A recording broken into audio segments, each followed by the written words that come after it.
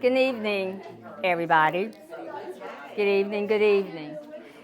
Welcome and welcome back. Okay, so I have my busy committee members. Okay. Welcome and welcome back to the Glynn Dems community meeting. I'm glad to be back, and I'm glad to see you guys back. You know, we've taken a break, but we're up and running again. In celebration of Black History Month, we are displaying two artists. And if you will, just after the meeting, walk around and view their art. One of our artists is here, Mr. Roderick Davis. He has two pieces over here. Wow. And the other artist who could not be here tonight is Ethel Davis. They're both from McIntosh? Well, Ethel Wilson, and they're both from McIntosh? McIntosh. Close enough. By way of Miami.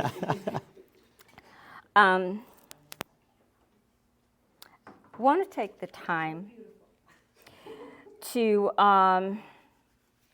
just thank our artists, thank Miss Diane, who has provided the art for us. We really appreciate it. And if you would give one to Ethel for us. And thank you, Roderick, for allowing us to hang your art.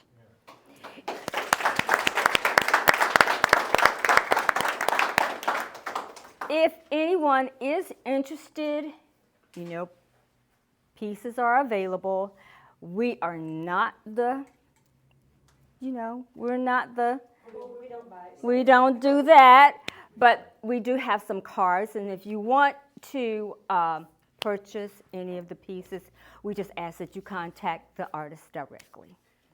The little doll in the middle is a Gullah doll, and the Gullah Geechee made those for their kids, and those are available for sale at the McIntosh Art Association Old Jail Gallery for $40. All right, thank you, Diane. So tonight is our kickoff of our speaker series, and we're starting with Dr. Hector Montford, who was at the Coastal College of Georgia. He's an assistant professor of history. He teaches U.S. and Latin American history courses at the college, and his research interests include U.S. and Latin American diplomacy in the 20th century, U.S. foreign policy and American culture during the Cold War, and public history. For his dissertation, The Best of Neighbors and Friends, the USIA and American Public Diplomacy Strategy in Cuba from 1953, when I was born, 1962. So I'm very familiar with that era. It's not as exciting as it sounds, trust me. Actually, I would love to know about the Cuban Missile Crisis. That was, in your brain, huh? No, and I was little, but my parents had a friend who went over and never came back. Oh, wow. So, yeah. Dr. Montford examined the U.S. government's public policy program in the years before, during, and just after the Cuban Revolution. As a public historian, Dr. Montford has worked, interned, and volunteered in a number of museums and archives. While with these organizations, his job duties included archival administration and public outreach, collections management, exhibit design, and archival processing. I'd like to please welcome Dr. Montford. Thank you, Olga. Hi, everybody. Olga, thank you very much for that. Good evening, everybody. I did not expect this many people to be here. I'm going to be honest with you right now. This is fantastic. Give me 1 second while I pull this PowerPoint up for us. Let's see. And we'll get that moving. Let me start off by thanking all of you for allowing me to do this for more reasons than one. Number one, I get to talk about something that I'm really passionate about, which is always great. It gives me a chance to share research that I've conducted. In this case, I and my students have conducted, so that's also fantastic. And especially right now at 6:30, you guys are doing me a huge favor, because if I was not doing this, I would be in an exercise class, a hellacious exercise class where I'd be doing burpees. Burpees, and terrible. all kinds of weird things in my body. So it's really great to be here. I appreciate that. What I want to do with this, ladies and gentlemen, is as we celebrate Black History Month, I wanted to sort of bring the celebration and the understanding of Black history and put it at the local level. And I thought the best way to do that would be to talk about something that my students and I have worked on in the past through a number of oral histories, which is one of the things that public historians do. We conduct oral histories. We go out to the community and talk to people, get their experiences, and we preserve them. And one of the oral histories series projects that we conducted was for an organization called the Brunswick African American Cultural Center with Andra Fuller. And she asked me to go out into the community and talk with some people like Mr. Calvin Way here, who I didn't know was going to be here tonight. And he's actually in one of the recordings, so that's a little awkward for everybody, me especially. But we're going to do it anyway. And I had a chance to talk with so many people who had experienced life in Brunswick during the Civil Rights Movement, prior to the 1960s, into the 1960s, and so many other facets of their lives we got to hear and talk about and preserve. So I wanted to share a portion of that with you guys tonight, talking about one area specifically, and that's the experiences of these folks as they attended or taught or were familiar with the schools that bear the name Risley. And so whenever we think about Risley, we think about this block on Albany Street. Is it the 1900 block of Albany Street? 1900 block of Albany Street, where we have right now a few buildings, structures that are there that have this long history. And the land has an even longer history than that. And we also talk about the newer Risley High School that opened in the 1950s at the 2900 block of Albany Street along the way. So what I wanted to do is that I wanted to kind of share with you their memories of these places. Not so much what I'm going to tell you. I'm not going to give you the history of it. What I'd rather do is have them tell the story. And then just I act as a narrator as we go along through this. So because of that, normally whenever I give a lecture or a presentation, I tend to pace around a lot and talk. But because this is kind of a fine-tuned sort of affair, I'm going to stand here and probably listen or read more from my notes than I normally would. So don't dock me points for that. But I'll go ahead and get started, and we'll get this show on the road. Sound good? All right, okay. So the title of this presentation is called the Risley Schools. And I use the word schools because there's more than one school that's borne the name Risley over the years. And the idea is that whenever we talk about this, the idea was creating community in a segregated city. And the idea behind that title is that even though the high school is no longer there in terms of its high school characteristics, while it was there in a segregated period of time, the African American community in Brunswick had to create a community within a larger segregated community. Sometimes we call those communities within communities in my line of work. And so I want to express and have them express to you how that community formed and what that community meant to people in the 1950s and 1960s, and then what happened after Risley as a high school closed and things changed because of integration in a positive way, but with also some negative ramifications along the way. So that'll be the story tonight. And we'll start talking about segregation first. So segregation through law and custom was common in the United States until changes began to take place in the second half of the 20th century. The places we ate, lived, prayed, played, and worked were often spaces designated by race. Even though we lived in the same places, we tended to carry out our lives in different worlds. Worlds that were supposed to be, but rarely proved to be, separate but equal. As elsewhere in the South, as I should change slides, as elsewhere in the South, the idea of two distinct worlds defined life in Brunswick. Decades of segregation in Brunswick resulted in the formation of distinct communities for both African American and white residents. With greater access to the necessary resources, the white community dominated the spaces where the two worlds came closest to each other, particularly on local, political, and economic matters. This included the county's public education system. The education system in Brunswick reflected the separate but supposedly equal American society of the time. In the city and county, the school system operated on two parallel tracks as it educated area youth. This story addresses one of those segregated tracks, the African American experience and the segregated educational system. I have here a title called A Sense of Place, and I want to explain to you what a sense of place means from my perspective, from the work that I do. And it is associated with the idea of how we remember things in our communities. So the idea of historical memory consists of a number of theories. So I'm going to go through two of those theories for you, which are relevant to this topic. The first is the idea of a sense of place. We use the environment around us, the buildings and landscapes, to help us understand and define ourselves. Like our other senses, our sense of place helps us make sense of the world around us. Sense of place ties into a historical concept called the sense of the past, which helps us explain how people use their knowledge of the past, as with any other traditional sense we possess, to better understand their place in the world around them.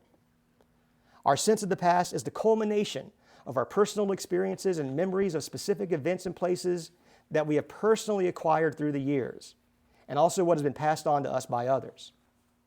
The idea is that our past sense provides us with the foundation of who we are, both as people and as groups, and influences our perceptions of the world and the decisions that we make. Our sense of the past is also shaped by the people we interact with in our lives. We tend to align ourselves intentionally or unintentionally with groups. These groups reflect how we view ourselves in the moment, but they also shape how we remember the past. These groups, or we sometimes call them communities, explain why two people can see the same moment of history from a different point of view. Their sense of history has been shaped by their experiences and the memories of the group. Communities form under all types of conditions in all manner of ways. They may be defined by ethnicity or race. They may be tied together by shared interests such as music or film, and they can be shaped by an attachment to a certain place. Tonight, we'll explore that latter community, a community formed in response to external events, but with power to shape the events in their own spheres of daily life.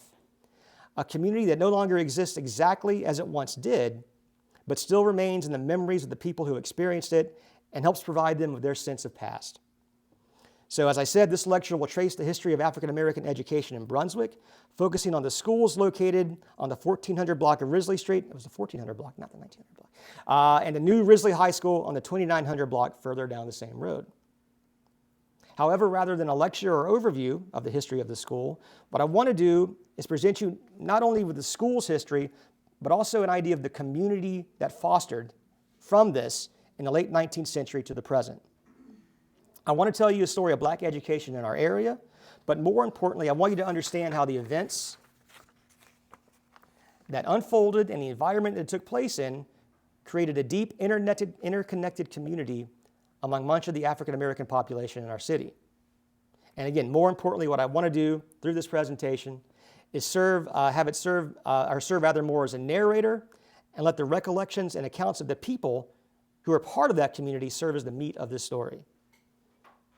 So we'll start first with the physical community.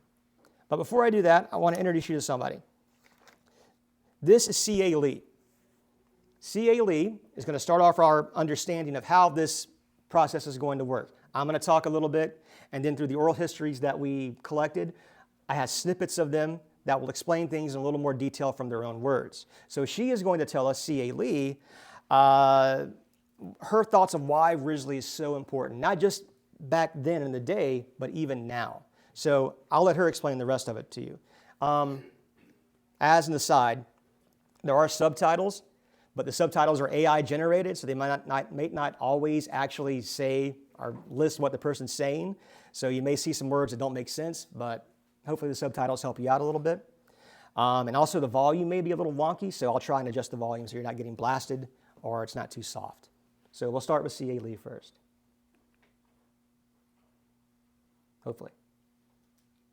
Oh, turn it on. There we go.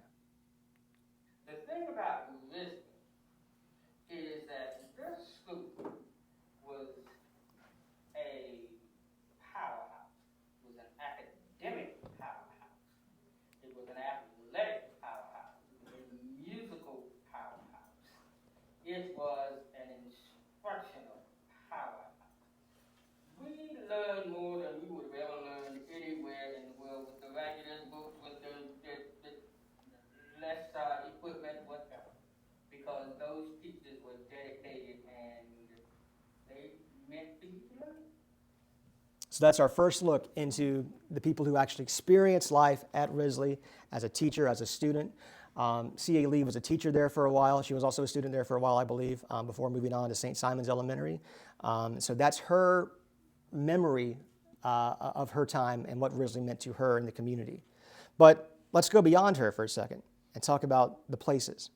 Whenever we talk about a sense of place, we want to talk about the places and the people involved. So we'll talk first about the structures. The first is this building right here, the original Risley School, or a little further in the story, this is not the actual original school, it's the built-up version of that school. The root of public education for Brunswick's African-American citizenry began with the Risley School, which opened in 1868 with the work of Captain Douglas G. Risley. Risley had served as a Union officer in the Civil War, and after the war, Risley was stationed in Brunswick as the region's Freedmen's Bureau representative. As a local resident, Risley raised funds for construction of the schools, or the first schools for the area's African-American children, on a plot of land on or near what is now the area of Albany Street, bordered by I and H Streets and what was called Cochran Avenue, but is now MLK Jr. Boulevard. It was first known as the Freedmen's School, but later became Risley. Around 1912, the school and the land would be deeded to the local school board, placing the education of African-American children in the area under control of the local government. From the beginning, Risley offered the African-American community something that was often lacking during the Reconstruction era in the South: opportunity. And local residents took notice. African Americans were especially aware of the value of a formal education for their children. In 1880, the Brunswick News noted their interest in education, writing, quote, "The colored people of our little city are beginning to appreciate the advantages of education for their children. Very few of the adults can read or write, but their children crowd this school, which numbers near 200. The original Risley School taught children through the 7th grade, and you'll see as we go on, grade levels change through each school over the years. If you wanted to go beyond that level as an African-American student in Brunswick, your options were to attend nearby St. Athanasius, which was a private Episcopal school that offered high school level classes and training in domestic and mechanical sciences. And eventually the other option was to go to Selden, the Selden Institute, which offered industrial, agricultural, and teaching training programs.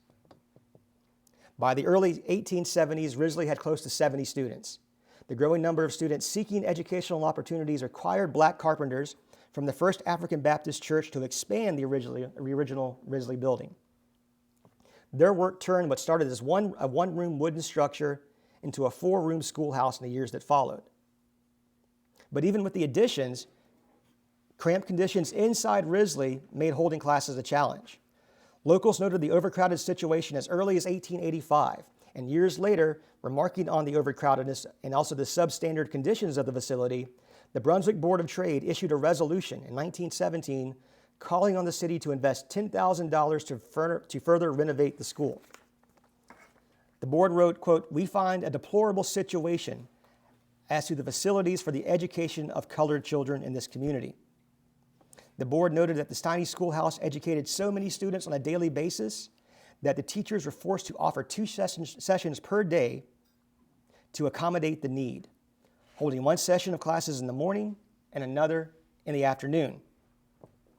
Arriving as a 2nd grader in 1919, so around this time period, Richard Perry remembered that he and his fellow students sat 3 to a desk in the classroom. Upon entering the building, he recalled, seemingly every inch of the structure was used for classroom space. And we get to listen to him now. On it, the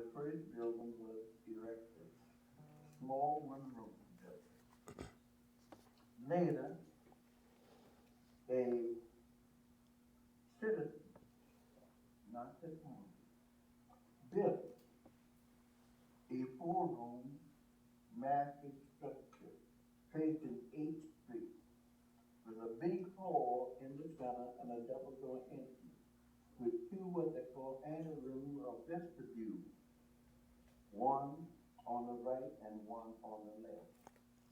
Those small rooms served for the upper grades for a long time. The grades in that section were in the 20s, for the 5th, 6th, 7th, 8th, and 9th. 9th grade had 2 people in it, and therefore they stayed in the 2 small rooms, one on the west side and one on the east side.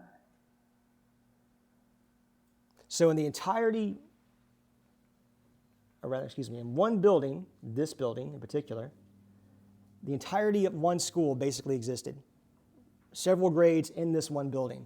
So you can imagine how cramped it must have been inside of there. I mean, again, Richard Perry was with 2 other students sharing one desk, and they were actually splitting the day up for one session of students to come and then another session of students to come after that. So obviously, they needed to expand. And that's what's going to happen in this story. It's going to take some time, but, wrong direction, sorry guys. But by 1923, things are beginning to change. In 1921, Brunswick Education Board officials began building a new school to house the growing number of African American children attending school in the county. Described as, quote, a modern brick structure, the new school would have 2 floors, an auditorium, 10 classrooms, and all the equipment and facilities needed for an additional manual training school. A manual training school, think of it like a vocational school, basically. The manual training school was, quote, going to be planned to make one of the leading manual training schools in this section of the state. The board planned to erect the new structure near the existing Risley School, placing the modern school building adjacent to the older wooden school. The older Risley School would remain and continue serving as an elementary school for African American youth despite its dilapidated condition. This new facility, the brick one, would be designated the Colored Memorial School in recognition of African American soldiers who had served during World War I. The structure was complete and open for the fall semester of 1923.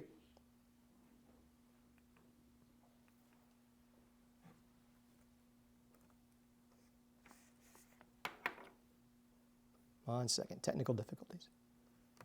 There we go. By the mid-1930s, the heart of the Great Depression, Glynn County school officials again faced overcrowding in all of Brunswick schools due to an increased local population. A new grammar school was needed and additional class space for other schools was required for area children. Officials also noted that the original wooden Risley School building, first constructed nearly 60 years earlier, was in dire shape at this point. More space was needed to educate African American elementary school students. In a historic move for this area, Glynn County residents voted overwhelmingly for the school system to issue $150,000 in bonds for new school construction to meet the current demand. And to quote a public letter of appeal by the school board in the Brunswick News, quote, to have these buildings so constructed that they will blend in with the future development of a progressive school system. Local money would be supplemented by additional funding from the New Deal's public works projects. Included in the construction planning was a new brick building for black students that would replace the old wooden school. Construction began in December of 1935, and a building described as modern in every particular was ready for African American children by the fall of 1936. Dubbed Risley High School, the new 2-story brick building featured 10 classrooms, offices, a cafeteria, and library. With the additional space, the older Colored Memorial Building was converted into an elementary school. This is where Mr. Way comes into the story. Calvin Way remembers this school, and he talked about it in our oral history class, our oral history session. The upstairs was 8th grade, and downstairs was 9th to the 12th grade. And they had a teacher for the 12th grade, which was Mrs. Millette. We had a librarian, Ms.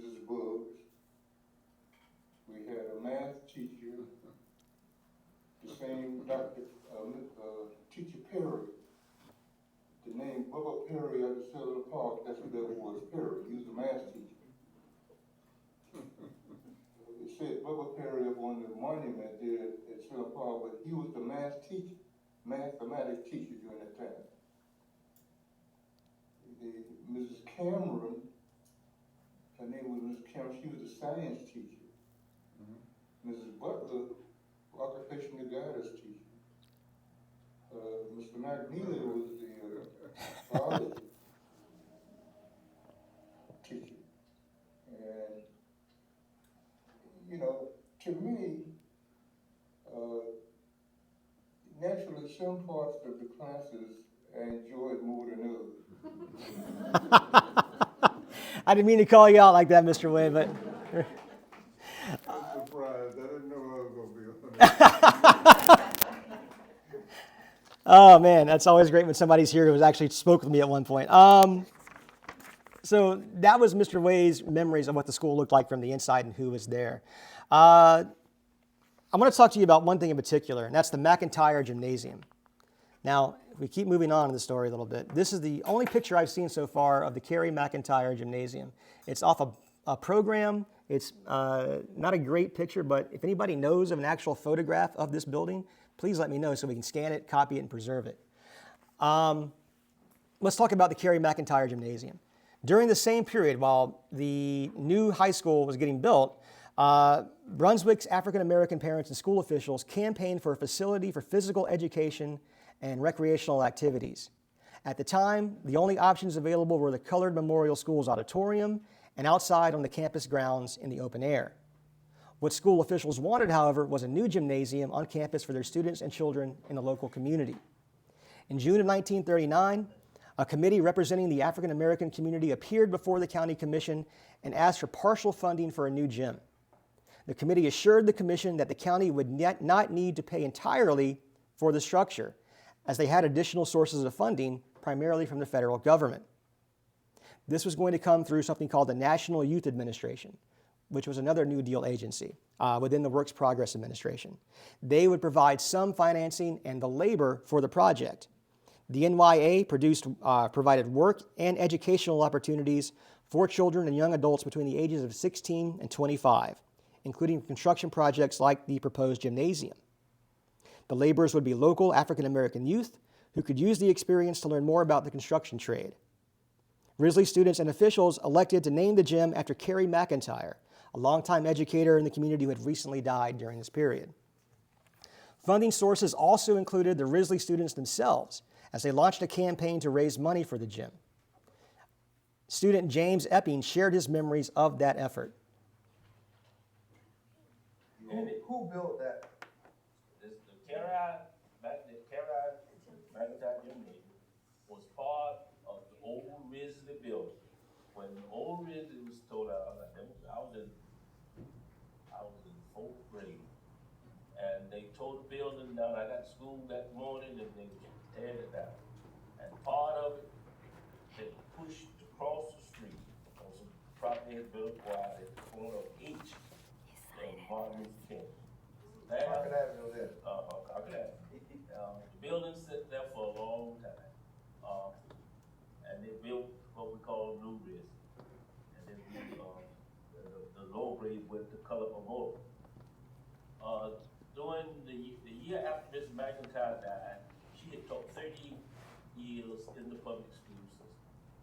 Each student was asked to give 38 cents for each year she had taught. And that's how the money came about for the start of that construction. So each student donated 38 cents to the cause. So with little assistance from the local government, as had been the case for as long as the education of African Americans had been a mainstream endeavor, the local black community took it upon themselves to improve their own community. As Mr. Eppings also stated in his interview, we built that gym with our own sweat and blood. The $13,000 construction project began in November of 1939 and opened in October of 1941.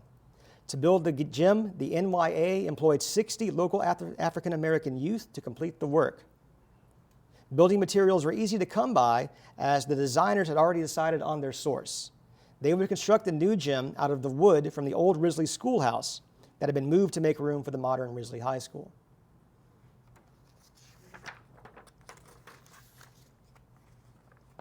And then finally, when we talk about structures, the new Risley High School, the 1956 version on the 2900 block of Albany Street. In 1953, county officials again deliberated on building new schools for the area's African American population. Though the current Risley High School was not in danger of overcrowding, the local elementary schools were, likely posing a challenge to the school later on. A new, larger high school would accommodate these future students while also allowing the current Risley High School, erected in 1936, to serve as a new elementary school. The school board selected the site on the 2900 block of Albany Street, several blocks north of the schools clustered on the Risley campus. Upon completion of the structure, which the Brunswick News labeled, again, modern and handsome, they're always using that word modern, the African American community had a school that demonstrated the local government's investment in segregated education. In his interview, Mr. Perry made note that when building the new Risley High School, it was the first time that the county school system had actually used money to buy land specifically for African American education.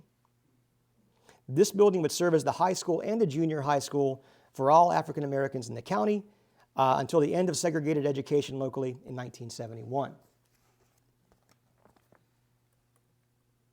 So we talked about the physical places, the places that are still standing, that give us a sense of our past. We can look at them, we can observe them, and they remind us of things. They're a physical reminder of what we had and what we still have.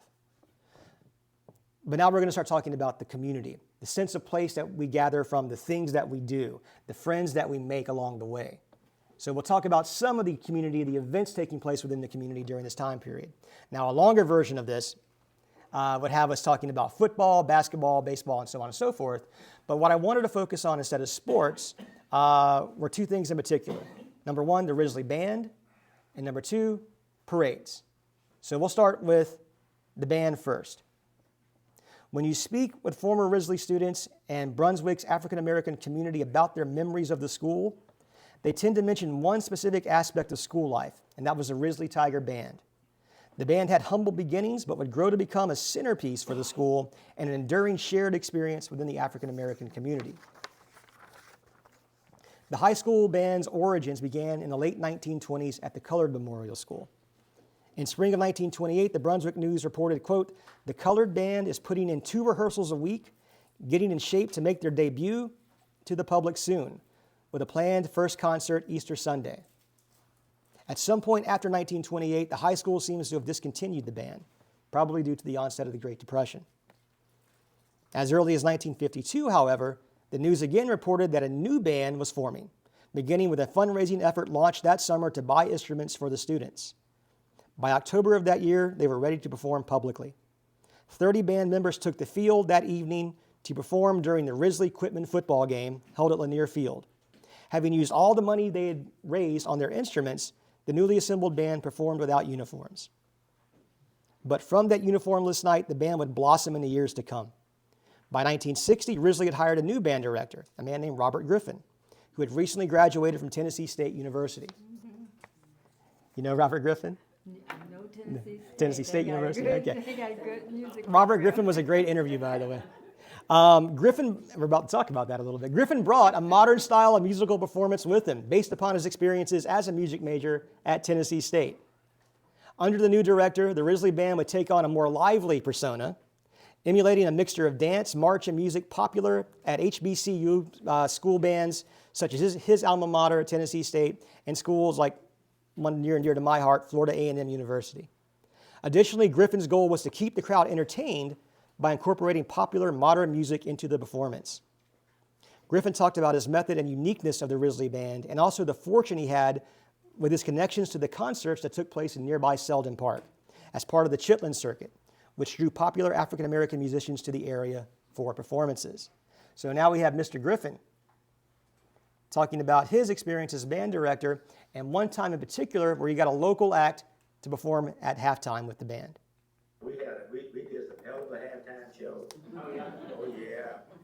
You speak to anybody in this community now about the Risley Band, they'll go off No, we do the national anthem in the beginning, and we play music all during the game like they do even now, but we just always have a good halftime show when one school would play the same thing, same tunes for a whole football season. We have a new show every week. And here's my job was tough, Doc, because I had to orchestrate the majority of my music. Let me show you the difference, and this is really a culture difference. Now, Glynn County can go out there on the halftime and play America the Beautiful, Sally Go Round the Loop. But when I got out there on that field, they got to hear the latest pop tunes. Is there any one particular night you remember in terms of the band playing? Yeah, I tell you something that happened, and I got kids right now, I see they're grown.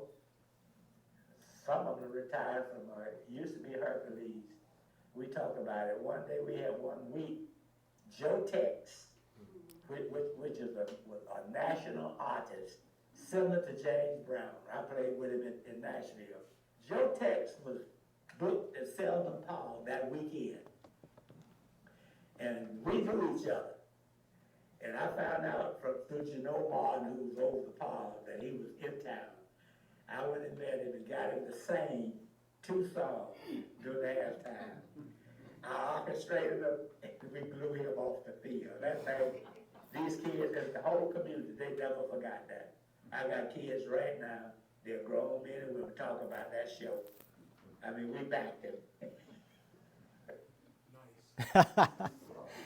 Robert Griffin.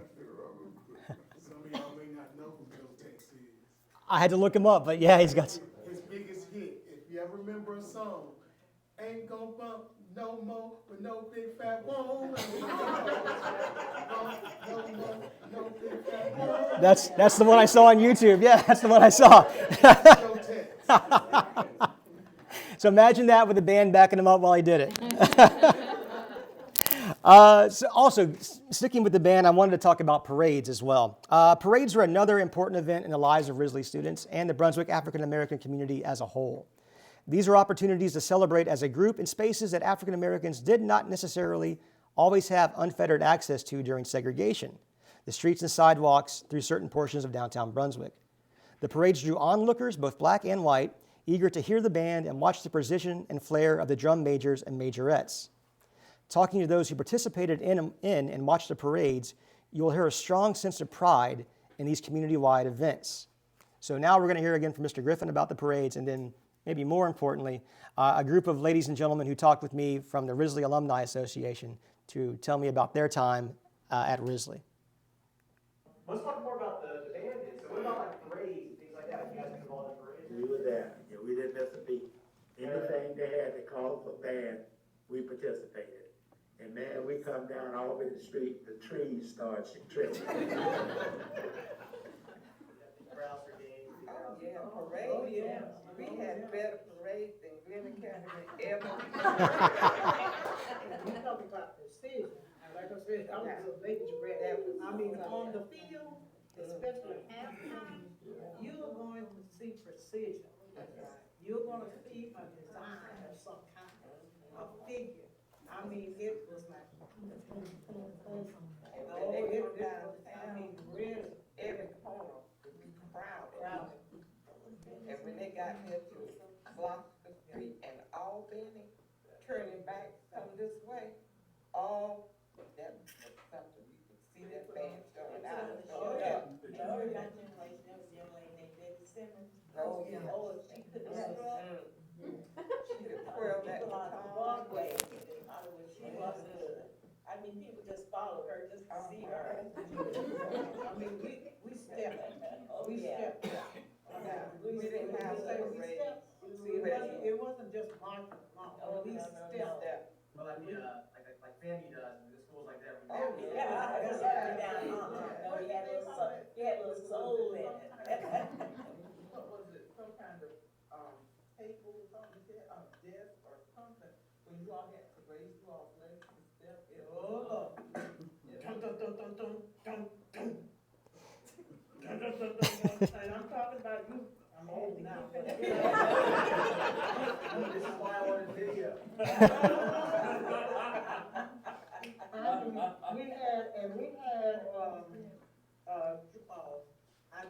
mean, he had left by the time I got, because I was, like that particular ending up with head major at the position. Then of course, but we had a drum major before me. Oh, Yeah. whoa, Wow. And you're before they you're exactly what they're Somebody told me about this, man. Oh, we call it pretty boy. Yeah. I mean, he was the stepper of the town. Yes, he was. Yeah. Yeah. And maintain any day. Robert Presban. I mean, they're over the years, number. But yeah, we don't, And all the surrounding schools, see, you have Waycross. You have, Savannah, both the Savannah teams, bands coming. You had, Campbell County, Todd Grant. You invited all They all come in, you guys. Oh, yeah, for the parade. yeah. They don't have a We talking parade about now. a parade. And see, only thing they have, back then, they used to have fire trucks coming down the street. The cheerleaders be on fire truck. Now, what is that?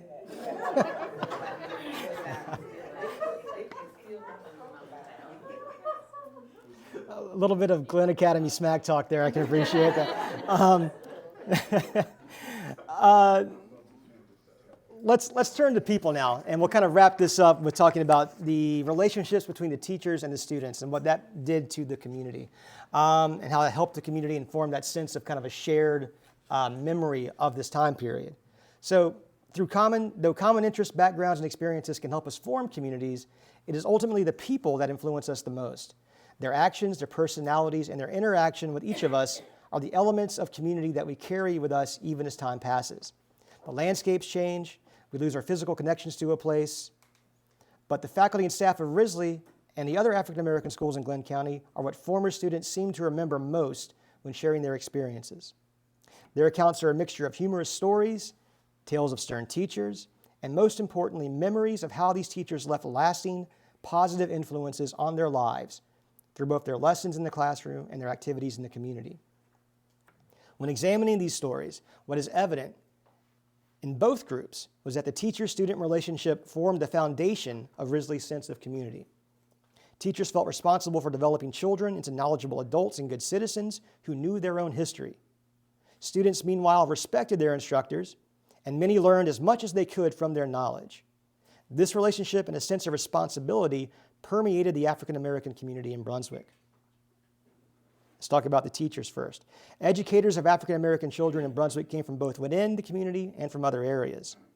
Educators boasted degrees from schools such as Morris Brown, Atlanta College, Fort Valley State University, and other HBCUs in the South. Often they had advanced degrees in education from these schools. Others attended normal schools, which provided programs to students who wished to become teachers. Both former teachers and students characterized their relationship with each other as one of respect. Respect for authority, respect for status, and respect for each other in recognition of their places in the larger community.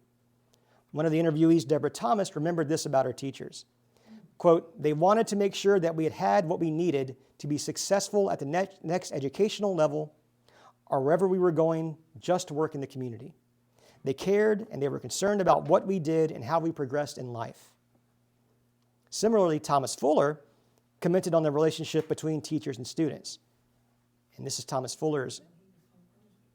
But I recall wanting to come to school, participating in things that were educational, and just being with the teachers. And the teachers addressed each student as an individual.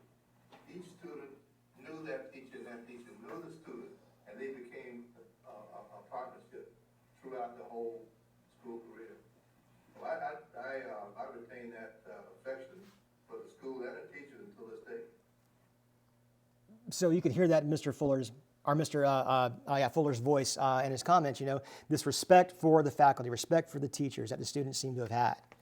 One in particular earned their respect. This man right here, Professor J.S. Wilkerson, principal. As you'll see, he had a nickname. at the time. You know the nickname, don't you?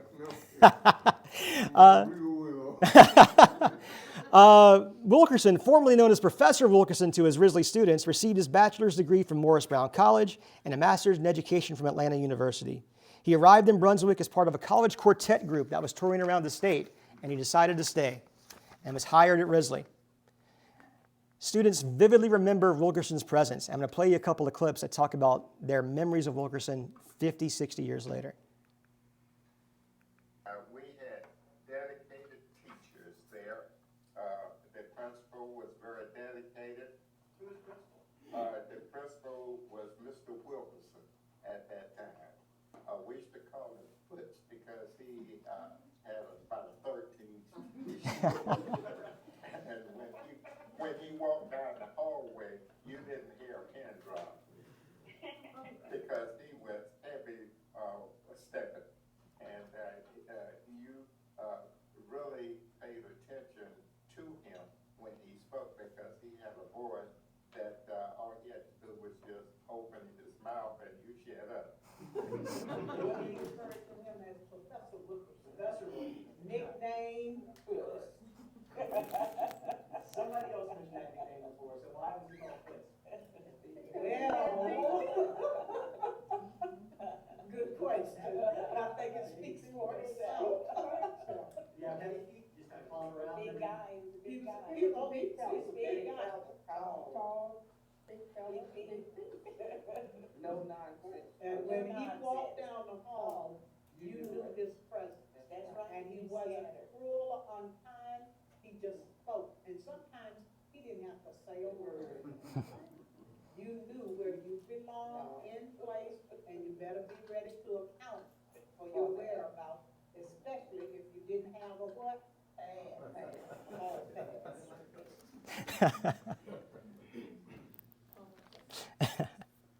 All right, moving on a little bit beyond Mr. Wilkerson, or Professor Wilkerson, rather. The influence of Risley teachers and their impact on their students did not end at the schoolhouse door. Former Risley students have vivid memories of their instructors in their neighborhoods as well. Teachers were active in the community, regularly checking in on their students at home and talking with their parents. I'm going to play you another clip now that talks about this, where they'll tell you it's not uncommon for students to see their teachers and their principal show up at their front door or walking to the home of a friend. And during my generation, teachers were a part of the culture. We saw them in church, we saw them in the grocery store. They came to our parents' house if you weren't doing what you were supposed to do in school. It was a must that the teachers had to visit each student's home before the year was out. Oh, really? So we really knew our teachers. And we really knew, well, I came from the South End, Dixville. Now, Mr. Wilkerson, and a lot of people back then didn't have cars. But he would come, and my home was on the corner of London and Gordon, and then 900 block. And he would come and sit on the porch and talk to my dad. And the boys would come by, they said, Mr. Wilkerson's in Dixville. What they did. Brother who come to see, talk about that.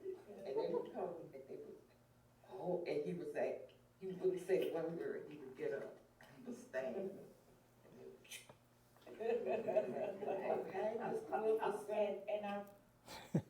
So he had that power even outside of the school, apparently. And I also wanted to play with you from the teacher perspective in all of this, the understanding of what, from their perspective, this relationship with the students and what that was like for them. You would say the teachers did are what made Risley what it was. Not the resources. Yeah, the teachers like, we love it, Sarah Millette and Alex Holly. Oh, you just name them. Because there was a mindset, this is our school, these are our kids. They're gonna learn above and beyond what that book says, and they're gonna learn what that book doesn't say. We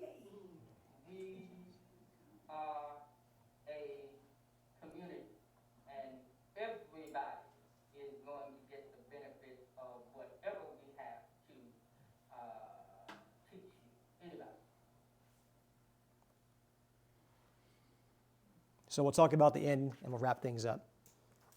Because what happens is that this community does tend to sort of disappear to a certain degree.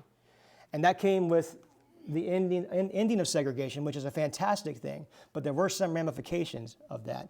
And one of the ramifications was that Risley High School ceased to be Risley High School. You guys probably know some of this story already. Full integration began in 1971, and Risley closed. The black students at Risley went to Glynn Academy or to the New Brunswick High School. No white students went to Risley. They all went to Glynn Academy or Brunswick High School. And that was troubling for a lot of Risley students who loved being at Risley. Many of them in their junior and senior year who wanted to stay at Risley and graduate and be a Risley alumni. But that was not to be because of the mandate. So as we finish this up and we understand, that not everybody was excited about being a foot soldier in the integration movement because they wanted to be in their own school and graduate and have the prestige of graduating from Risley, but because of circumstances beyond their control, their children, they had to be those foot soldiers and be that front line in the integration struggle. So I'm going to play one last thing for you guys as we kind of wrap this up. This is from a woman named Deborah Thomas who talked about the pain for her of not being able to graduate from Risley, even though she was a junior, I think, whenever the full integration came to the county in 1971. I had known about Risley all my life. All of my family graduated from Risley. They played sports. They did this.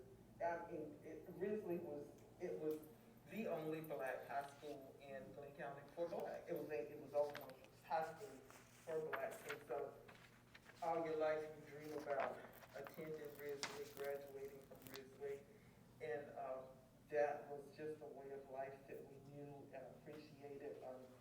All the extracurricular activities, all of the social life, everything about Risley was just appealing to everybody, and folks wanted to be a part of. And so when they told us at the beginning of the school year in, I guess, 1969, because the last class graduated in 1970, that they were closing the doors for Risley and we were going to Brunswick High or Glynn Academy, it was a sad day. It was a sad time. It was, I remember at one point we were talking about doing a sit-in. We ain't going nowhere. We gonna be here. That didn't happen. I mean, it never happened, but just the idea of it all, because we really did not want to leave. We wanted to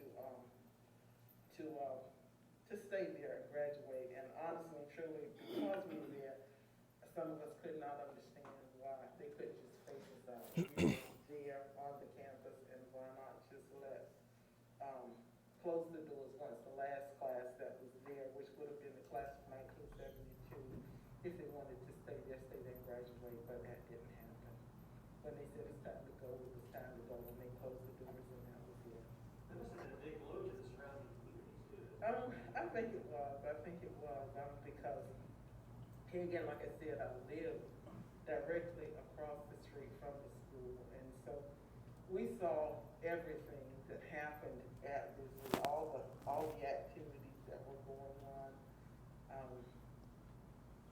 You just knew about life at Risley, and so once the doors were closed and there were no more activities that you could just, because we could sit and just watch a lot of things happen on our front porch and watch things happen across the street.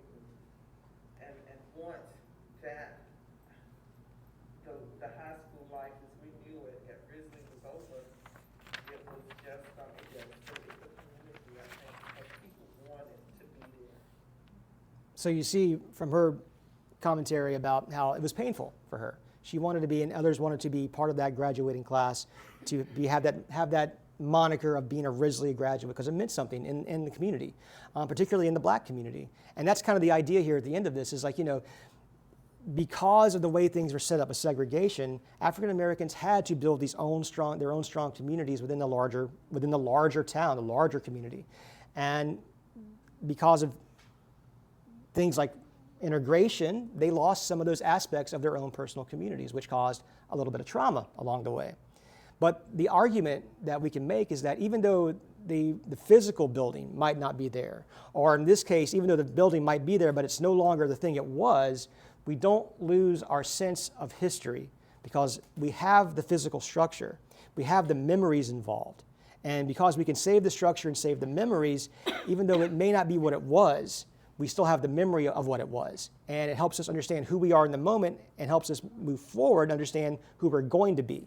And so as long as we have those memories preserved and the structures preserved, then we can retain that sense of community and sense of history, even though it may be gone, actually be gone from our lives.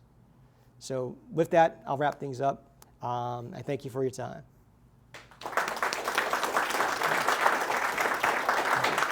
Thank you very much.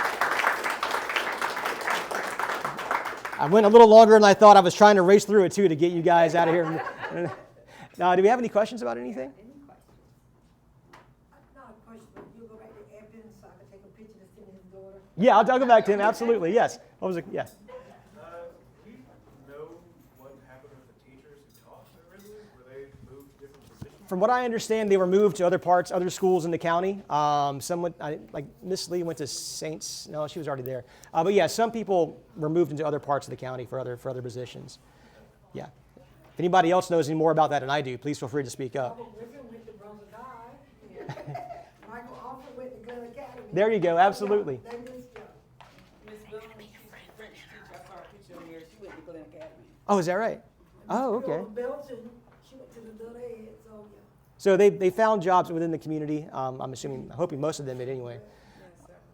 Um, Irene Chance. Irene Chance went to She Glynn went to Glynn Academy. Academy, English teacher. Yeah. Frazier. Corrine Robinson, all of them. I'd love to, if they're still, they're probably not still around anymore. Or they, Chance is. oh, I'd love to talk to them. She wasn't in the Risley alumni interview? I have a list of them. There were about 10 people there, so it got a little complicated. So, okay, all right. Yeah, I thought Irene Chance was there. Okay, I'll Would do. not be the Risley alumni without Irene Chance. Fair enough. All right. There would be another person in the interview. Now, Miss Cooper was there for that, for the group. Yeah. I'd just like to make a comment. Professor Wilkerson was the biggest man I ever seen. And I understand in his office he had a strap in there too. Oh, is that right? That's I can see that happening. I remember going in a high school or elementary school in the 80s. There was a paddle on the wall of my principal. So yeah. Him. And I haven't seen nobody that big since then. So we had the name Foots for a reason, huh? That was his nickname for a reason.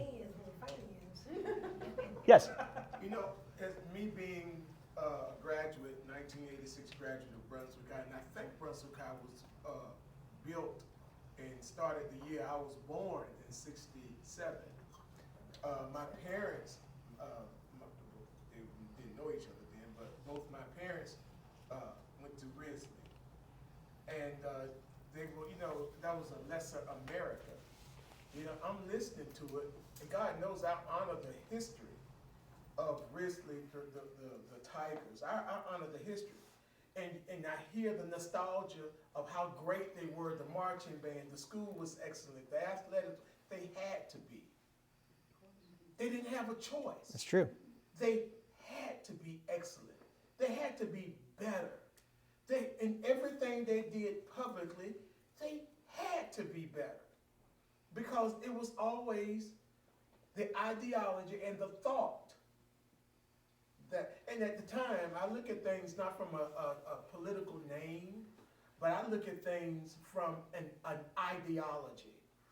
The conservative ideology of their time said that they wasn't human. They were 3/5 human as a result of the Dred Scott case. And that was an accepted mindset that people of color wasn't fully human.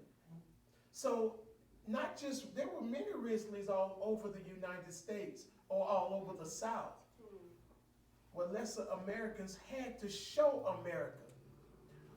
We couldn't fight in the United States military. We had to fight for the right to give our whole sacrifice to this country. Why? Because we had to be better.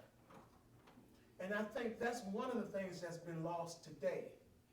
Whereas, and I was wondering what was the purpose of this presentation. That's why I really came, because I wanted to know what was the objective. Mm-hmm.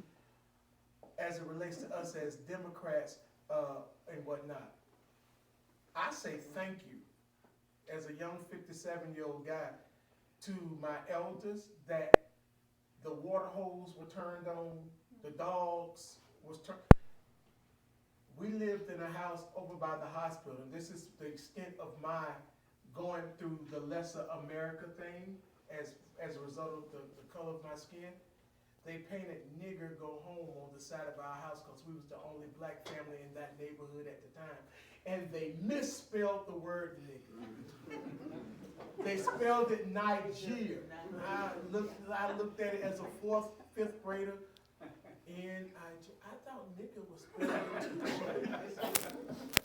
The point being is the hatred continued even past integration. And I had to live through the windows of our house being bust, and on the first day of living in this neighborhood on Willow Avenue and Redwood Street, me as a 10-year-old and my siblings were chased down the road by a guy. He turned out to be a friend of mine later. His name was last name Bartlett. I don't want to call his whole name. Last name Bartlett.